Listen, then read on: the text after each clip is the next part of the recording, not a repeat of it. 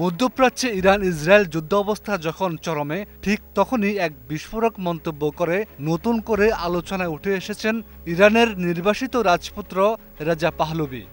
তার দাবি, ইরানের রাজনৈতিক ও সামরিক কাঠামো ধ্বংসের মুখে, তা রক্ষায় পশ্চিমা শক্তির সহায়তা প্রয়োজন। শেকড় থেকে শিখরে।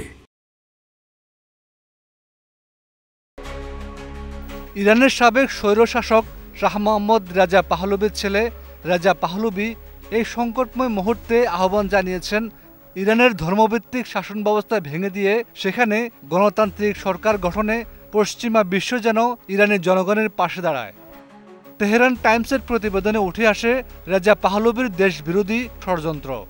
তেহরান টাইমস জানায়, রেজা পাহলভি বিগত 40 বছর ধরে বহুবার চেষ্টা করেও ইরানের অভ্যন্তরীণ রাজনীতিতে নিজের অবস্থান তৈরি করতে ব্যর্থ হয়েছেন।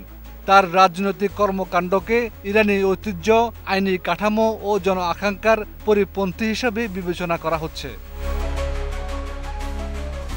প্রতিবেদনে আরও বলা হয়, সাম্প্রতিক সময়ে তিনি ইসরায়েলের প্রধানমন্ত্রী নেতানিয়াহুর সাথে সাক্ষাৎ করেছেন এবং তেল আবিবে ইসরায়েলি আগ্রাসনের পক্ষে প্রকাশ্য সমর্থন দিয়েছেন।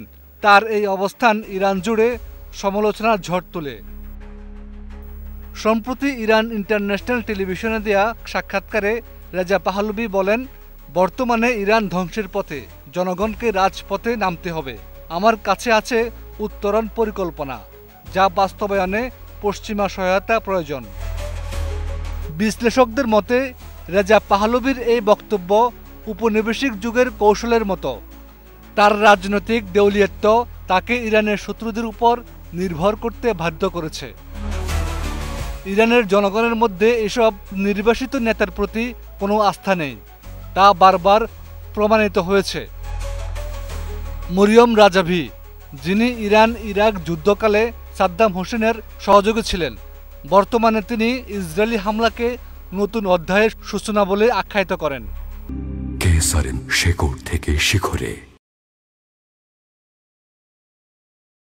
ইরানের অন্যান্য নির্বাসিত বিরোধী নেতারাও বিদেশি সামরিক হস্তক্ষেপে সরাসরি বা পরোক্ষভাবে উস্কানি দিচ্ছেন। এইসব মন্তব্যে ইরানের অভ্যন্তরে তীব্র প্রতিক্রিয়া দেখা গেছে।